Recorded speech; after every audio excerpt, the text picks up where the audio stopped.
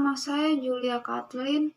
Dengan video teknik lobby dan negosiasi, video ini dibuat untuk memenuhi UTS mata kuliah Teknik Lobby dan Negosiasi Universitas Siber Asia dengan dosen Ibu Rosana SS MIKOM AIMPR CPS.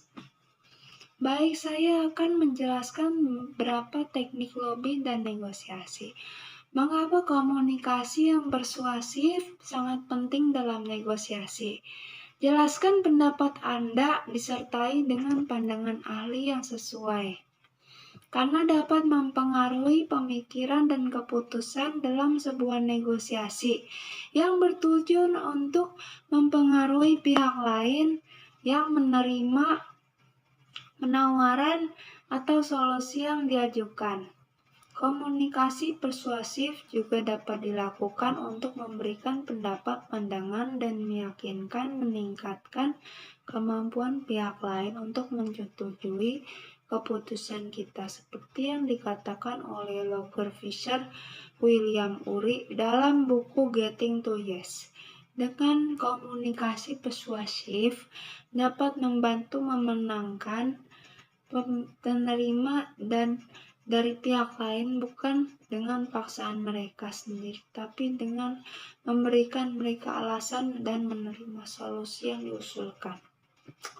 Membangun kepercayaan dan hubungan dalam sebuah negosiasi. Kepercayaan dan hubungan adalah faktor penting dalam menciptakan kesepakatan bersama yang saling menguntungkan. Dalam komunikasi persuasif yang efektif dapat dilakukan dengan meningkatkan kredibilitas dan meningkatkan pemahaman tentang perspektif pihak lain dalam membangun suasana yang kondusif agar bekerja satu sama lain dapat saling teratasi.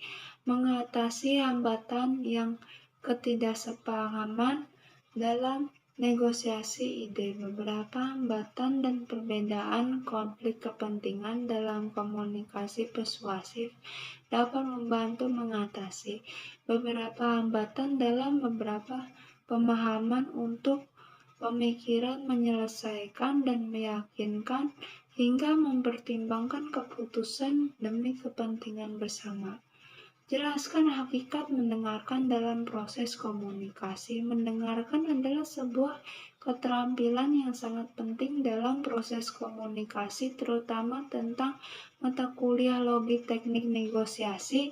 Mendengarkan adalah aktif menjadikan kita lebih paham dari sudut pandang, kepentingan, kebutuhan lawan bicara. Negosiasi mendapatkan solusi yang terbaik dan saling menguntungkan satu sama lain. Membangun hubungan satu sama lain dengan mendengarkan dapat meyakinkan lawan bicara untuk merasa lebih dihormati dan dihargai. Dapat membantu meningkatkan hubungan kepercayaan dalam dunia negosiasi. Menghindari kesalahpahaman dan mendengarkan secara efektif dapat menghindari kesalahpahaman yang ada, terutama ada misinformasi yang diungkapkan oleh lawan bicara.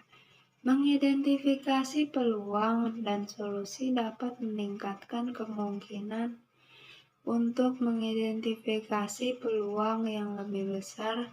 Potensial mendengarkan yang efektif tak hanya dapat dilakukan dengan fisik, tapi juga dengan bahasa tubuh yang situasi menyeluruh. Ada beberapa keterampilan mendengarkan yang baik untuk meningkatkan kemampuan negosiasi, membangun hubungan yang baik, mendapatkan hasil yang ingin dicapai.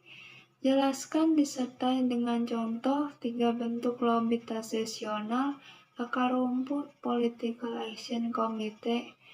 Lobby politikal sering diterapkan selama berabad-abad dalam kelompok kepentingan individu untuk bertemu langsung dengan pembuat keputusan. Contoh dengan anggota legislatif, pejabat pemerintah, dan mengutarakan beberapa pandangan yang mempengaruhi proses pengambilan keputusan. Lobby akar rumput dapat melibatkan upaya dan Mobilisasi dukungan dari masyarakat lain terutama dengan kebijakan isu tertentu dengan tujuan untuk membangun tekanan politik yang kuat agar pembuat keputusan dapat mempertimbangkan pemandangan masyarakat. Misalnya, lingkungan organisasi menyalurkan beberapa kampanye agar masyarakat dapat mengirim surat kepada perwakilan pemerintah agar dapat mengesahkan undang-undang lingkungan hidup. Lobby komite aksi politik dalam bentuk ini dapat melibatkan pembuatan kelompok khusus dan mengutamakan pada fokus dukungan atau menentang calon politik tertentu atau mendukung isu.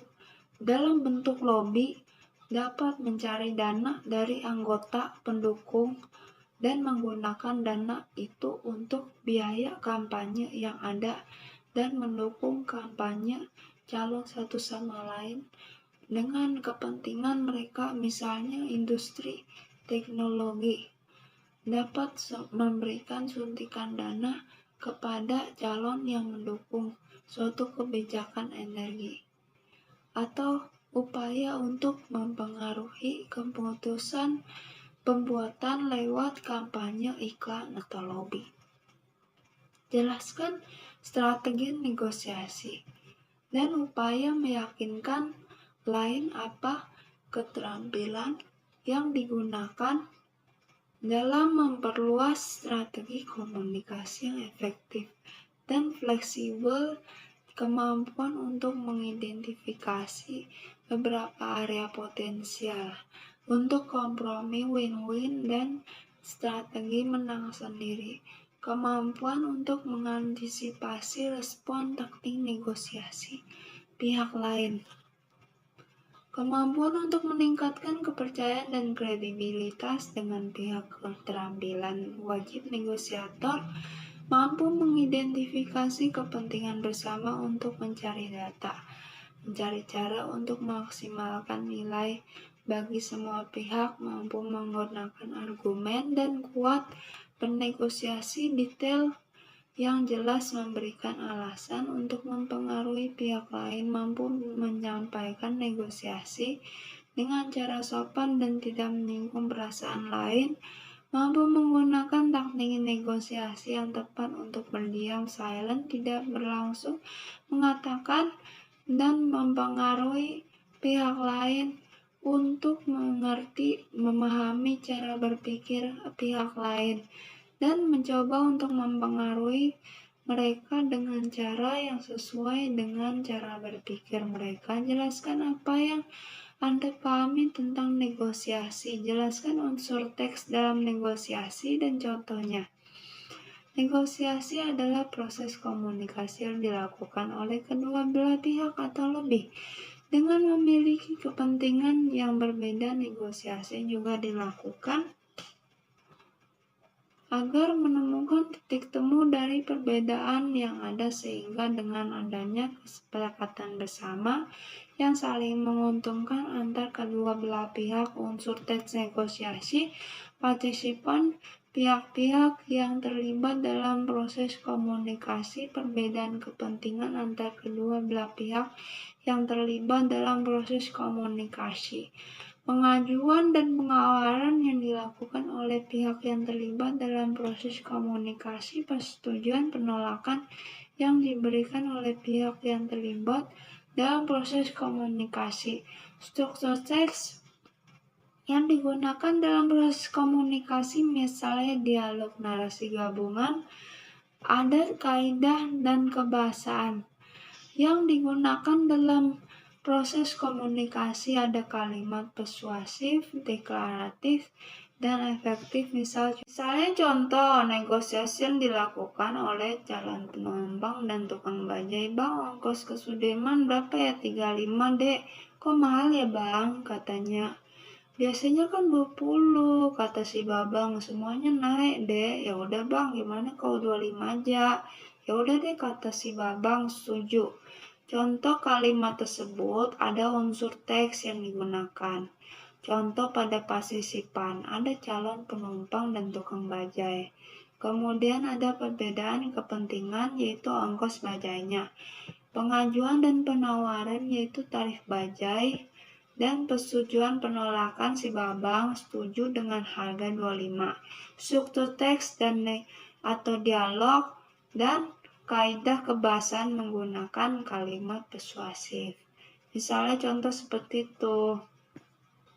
Jelaskan tentang teori perbedaan budaya dalam negosiasi dan contohnya. Teori konteks tinggi dan konteks rendah oleh Edward Hall. Budaya konteks tinggi lebih menekankan kepada penerapan isyarat nonverbal dan mempertahankan harmoni dan lebih menekankan kepada kepercayaan dalam hubungan internasional. Budaya konteks rendah lebih menekankan kepada budaya konteks yang eksplisit dan pada fakta yang detail terdahulu, menggunakan formal dan proses negosiasi. Misalnya Asia perlu dengan ada kepercayaan terlebih dahulu sebelum masuk negosiasi lebih lanjut. Teori individualisme kolektivisme oleh Grit Hofstede. Budaya individualisme yang lebih mengacu kepada pencapaian pribadi, independensi, dan kebebasan. Individualisme budaya kolektif yang lebih kepada kesetiaan kelompok harmonis dan mengutamakan kepentingan bersama. Contoh pada proses negosiasi dengan rekan budaya kolektif misalnya Indonesia. Melakukan keputusan negosiasi yang memungkinkan untuk melibatkan konsultasi dengan anggota tim dan kelompok lainnya. Jelaskan pemahaman Anda tentang adanya perbedaan budaya dalam negosiasi. Bagaimana cara menciptakan komunikasi yang efektif dan adanya perbedaan latar belakang budaya di dunia bisnis.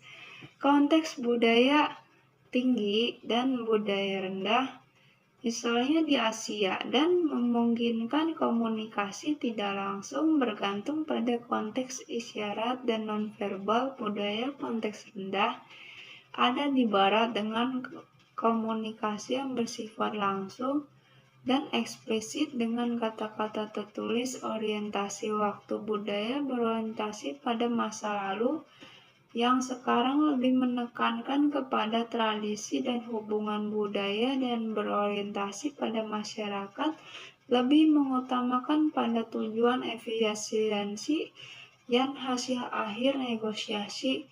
Hierarki dan hubungan dalam budaya kolektif lebih kepada harmoni kelompok, menghindari konfrontasi, dan budaya individualisme lebih terus terang dan trusted kepercayaan untuk mengungkapkan kepercayaan pendapat. Gaya komunikasi verbal langsung dan tidak langsung menggunakan bahasa tubuh sebagai syarat nonverbal yang berbeda-beda. Agar terciptanya komunikasi dalam budaya negosiasi antar budaya yang efektif, maka diperlukan adanya pemahaman budaya satu sama lain dengan mempelajari norma dan nilai gaya budaya dari budaya lain untuk melakukan negosiasi terhadap mengadaptasi gaya dan komunikasi yang sesuai dengan gaya komunikasi dari lawan menggunakan penerjemah atau mediator budaya. Jika penerjemah mediator budaya dapat memahami kedua belah pihak dari kedua budaya sebagai sarana komunikasi efektif, membangun hubungan kepercayaan yang baik dari beberapa budaya dan dapat membangun hubungan kepercayaan lebih penting daripada langsung membawa kepada pembicaraan yang lebih serius, lebih fleksibel dan sabar dalam memahami perbedaan budaya dan mendengarkan secara aktif dan seksama apa saja yang dibahas dari budaya lawan. Demikian pembahasan kali ini. Sekian dan terima kasih. Sampai jumpa kembali pada acara berikutnya.